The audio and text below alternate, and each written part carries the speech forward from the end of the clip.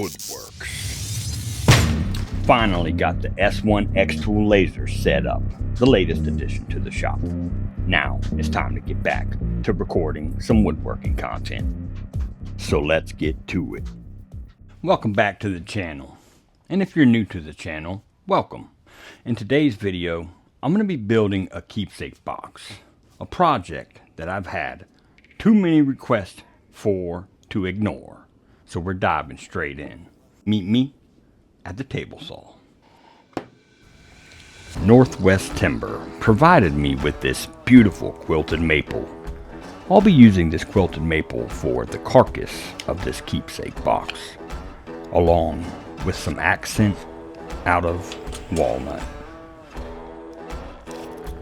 If you ask me, there's no better combination. The maple and walnut wood complement each other when it comes to woodworking, just about as good as maple and walnut complement each other in ice cream. Let me know in the comments what's your favorite wood combination. I'll be cutting the height of the carcass at 4 inches. The thickness of the maple is 1.25 inches, so I'll be resawing that at the table saw directly in half. Years ago, before I started creating content, I would scour through YouTube just looking for that one channel that didn't have $50,000 worth of tools or the state-of-the-art shop. It just seemed impossible to reach that level. I always felt that I would never be able to make it in YouTube content creating with the tools that I had, but boy was I wrong. In my last video, I told you a little about myself and my beginning into woodwork, and y'all reacted in a way I didn't think y'all would. Y'all actually seemed to like it a lot, and the feedback was all positive. So I'll continue where we left off. See, where I'm from is what used to be a small town called Mount Pleasant. Now, a much bigger town. It used to have a tight-knit community, and that still exists in some areas. But the small town of Mount Pleasant back growing up was next to the small city called Charleston. And there was plenty of trouble to get into when we used to go to Charleston. I stayed out of trouble for the most part, but the whole school thing, yeah, let's just say that wasn't quite for me. I never really was meant for school. So in my youth it was either go to school or go to work. And Mama had her hands full. I come from a big family, so there was never a lack of entertainment around the house. But like I said, if we didn't go to school, we had better been going to work. You see, my father worked from 3 a.m. to 9 p.m. on a sport fishing boat he owned, while my mother stayed home and ran the business and raised us. And he wouldn't get home until late. And boy, when he got home, he wanted to know all about our day at work or school. So you better had tell him one or the other. So me being a knucklehead, I always loved the outdoors. And my older brother had a construction business building houses. So at 18, I decided to go live with my brother and build houses. That's where my woodworking journey really began. Now, I was still young and still a knucklehead and sure, got in some trouble, but don't we all get in trouble in the process of growing up and becoming a young adult? Making decisions with a brain that's not fully developed yet is a dangerous game to play, especially when you just left the nest 2 years prior to becoming a legal adult. I've always been hands-on and loved creating things. So I took the knowledge I gained from working under my brother's tutelage and ran with it, working with many different companies along the way. Taking after my other dad, I started to dabble into the music, producing music, working with some big names. But like many in the music industry, I didn't last very long. Sure, it was an awesome experience, and I lived like a rock star for a few years. But then I met my wife, or re-met my wife, as we actually grew up in the same neighborhood together. Together, we raised our daughter and son in the same neighborhood that we grew up in. and along the way wound up purchasing the land we were renting. As the kids got older and college came around, I knew that an hourly wage wouldn't cut it. So I went into building houses for myself and started a family business, bringing along my big brother and my son. It's awesome having my big brother and my son around me all the time. We grew the business and it's actually becoming very successful. And it has led me straight into woodworking. And I built my first shop 6 years ago. But we'll get to that later in the video. Right then, so back to our keepsake box. I've got everything labeled, and it's going to be a wraparound grain, which is why I decided to go with the 45-degree miter joint. My two sides are at 6 1/4. My lengths for the front and back are at 8 inches. That will give it a good look and make it look symmetrical and appeasing to the eye. Next step, we're going to route out a 1/4 inch dado in the top of each piece and the bottom of each piece. That will hold the bottom of the box and the lid. Now, where were we? Oh yes. So, I don't know about y'all, but woodworking to me is way more than just a hobby. It may have started out as a hobby, but little did I realize it was more. Owning a business, putting my daughter through college, having multiple employees depending on me to keep them busy and pay them every week, not to mention paying my own bills, all while dealing with crazy clients. It's like having the weight of the world on your shoulders. To call it stressful is an understatement. It seemed impossible at times. I was depressed and I didn't even realize it. That is until I found woodworking.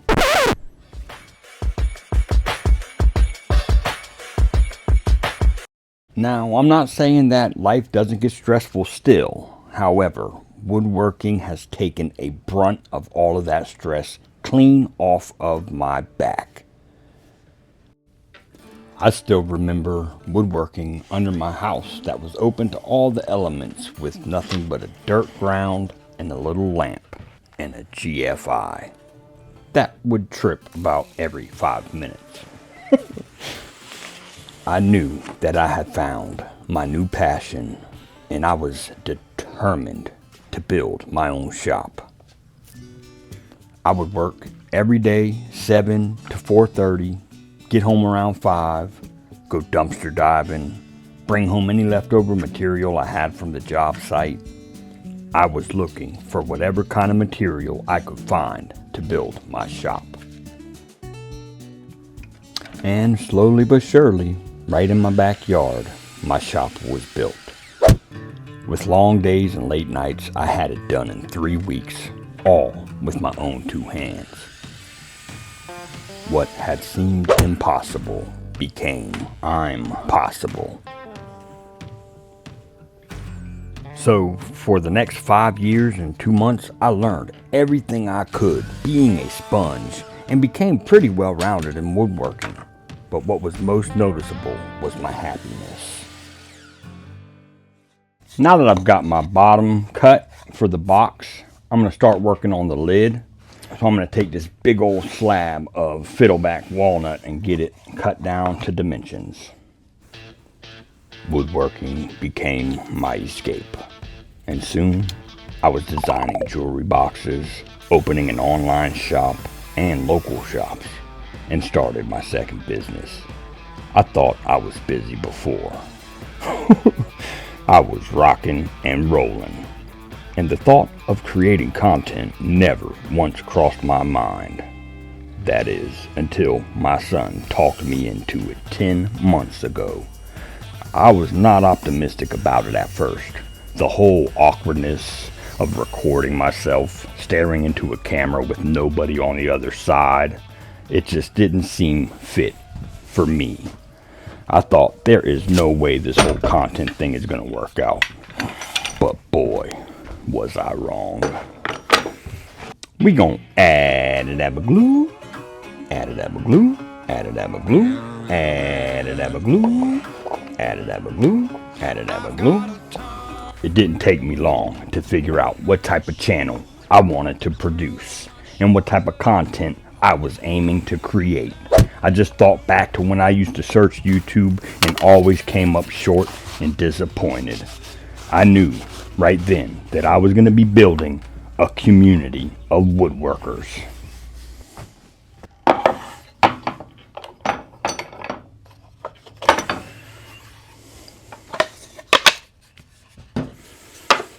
So now that our book match lid is all dry, I'm going to take it and get it cut down to the exact dimensions as our bottom, and we'll get this thing glued together.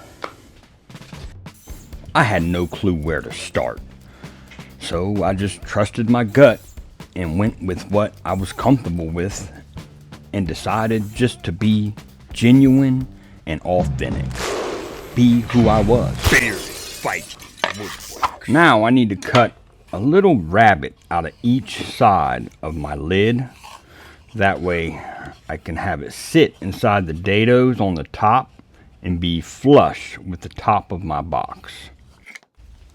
Being in business for myself, I was already a risk taker. Not your ordinary entrepreneur. There's always a risk when working in construction, so I was used to taking risks. So I decided to dive in head first and started filming and creating woodworking content. But I had no idea where it was about to take me. I decided to start off with creating short form content. And to my surprise, within 2 months, I went mega viral. I was stunned. I had reached 80 million views on one short and surpassed the monetization threshold. Before we assemble it, we'll get everything sanded down to 150. I'm not trying to boast or brag, my friends. What I want is to encourage you, showing you that an average man with no content, no experience, can start from absolute scratch with grit, with a will, and with an idea and a few tools. I became successful. In just 3 short months, I went from 0 followers to over 70,000 followers. I was actually shocked, and I started to pump out more shorts and went viral on several more of them. I had gotten the hang of this short form content. By my 4th month creating shorts, I decided it was time to introduce myself to the world. Or so I thought. Not so fast, Viking. You didn't think it was gonna be that easy, did you? Well, I sure did. I thought within my first couple of videos I would explode onto the scene of YouTube. But boy, did I ever get smacked with some delicious humble pie. And with egg on my face, I quickly realized that my short form subscribers didn't watch my long form content. And that's when I found out what retention rate was. I figured out what click-through rate was, impressions, CPM versus RPM, and learned this word called algorithm. Confused but determined, I pressed in and doubled down, working 10 times as hard, brainstorming, filming, riffing, and editing. It was difficult, but filming the actual content and being myself, well, that was the easy part. What we're going to do next is work on the feet for this keepsake box. And I've got some figured Jahara for this. And I'm going to cut this piece in half here at the table saw. And then we'll take it over to the bandsaw and get it shaped up. Over the next couple of months, comments started flooding in. The feedback was crazy. I had began to tap into a different side of woodworking. I would engage with the viewer, responding to every comment. I began to grow a regular audience. The returning viewer count went sky high. I had done it. I surpassed 100,000 followers. I couldn't believe that there was that many people around the globe that wanted to watch. It sparked my creativity and motivation beyond my wildest dreams. So I decided to start going live and opened up a membership on my channel and realized quickly that I had created the channel that I was always trying to find and be a part of. And that's when reality hit, that I was that person that I was supposed to be in that moment. And it wasn't a channel I was searching for, but a community. And I had built that community by creating the channel I was searching for the whole time. Alright, before we move on to installing and cutting our feet, I want to take and add a couple of miter splines to our 45 miters. So with the channel growing every day, I could have never realized how much my viewers actually appreciated the content and never would have imagined how much they cared. Let me take you to December 17th, 2023, the day my world stopped. I was filming a video for a client, building him a box, and the weather was nasty. The tide was a king tide, which caused the perfect storm.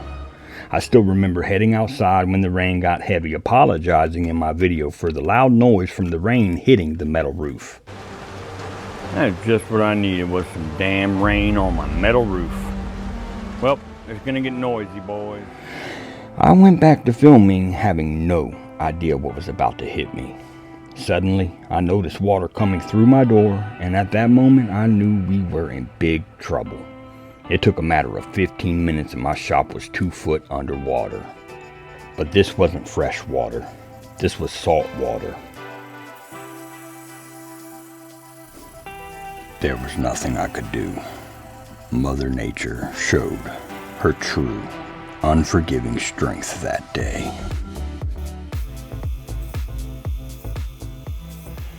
Suddenly I heard a pop. I had forgotten to unplug my shop and my 50 amp breaker fried several of my big tools and a couple hand tools. I was devastated. I live streamed the aftermath the following day.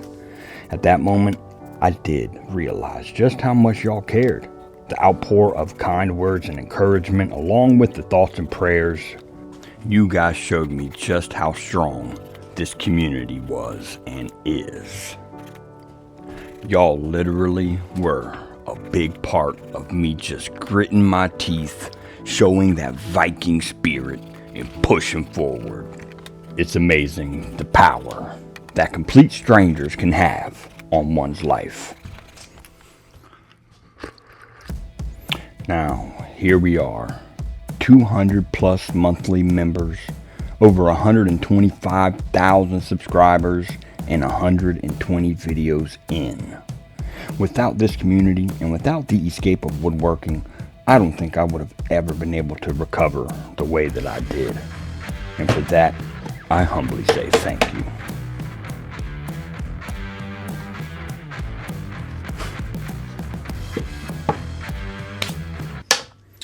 Now that we've got our heirloom box all sanded down, I'm going to go ahead and cut the lid off at the table saw.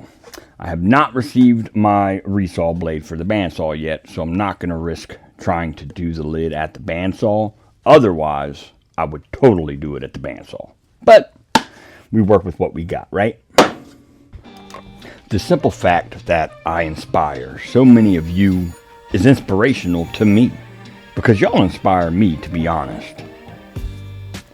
The key to my shop's success has been me being 100% authentic and genuine. Now we have a little inconsistency here in the lid on my table saw, which is why I really like doing it at the bandsaw, but that's not a big deal. We'll take care of that with some adhesive sandpaper.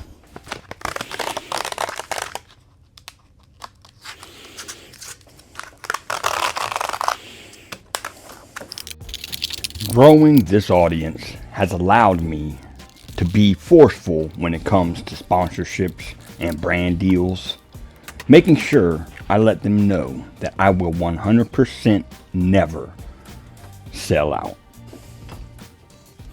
We'll lightly mark one side of this just so we don't get the lid mixed up, which you really shouldn't get it mixed up since it's a grain wrap, but just in case. Feel where your tilt is, and it looks like we're a little loose here, so we need to shave down these two sides.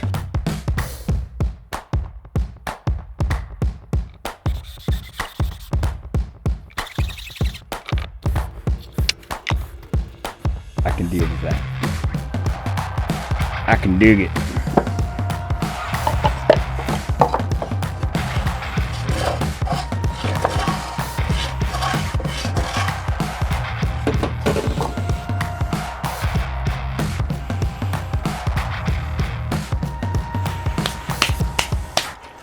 Alright, the last thing we're going to do before we do the feet and the handle is the interior sides here.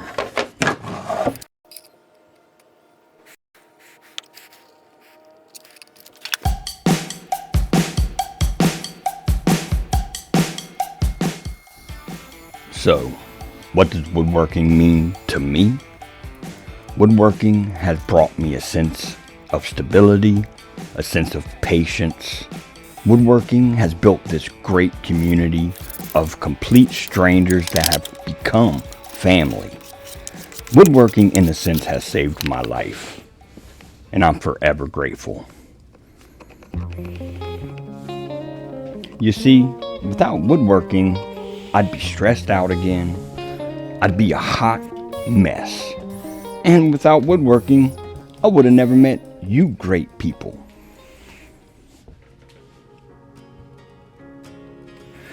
Wow, rock stars. This box is going to last generations to come. And I can't wait for my great-great-grandchildren to get a hold of this and hear all about their great-great-grandfather. And who knows, maybe one day woodworking will do for them what it has so graciously done for me. And you know what? There's only one thing left to do. Slap some finish on it and watch this thing come to life. If it wasn't for my viewers, my subscribers, and members, none of this would ever have been possible. So for that, I say thank you. Let me know what woodworking has done for you. Comment below.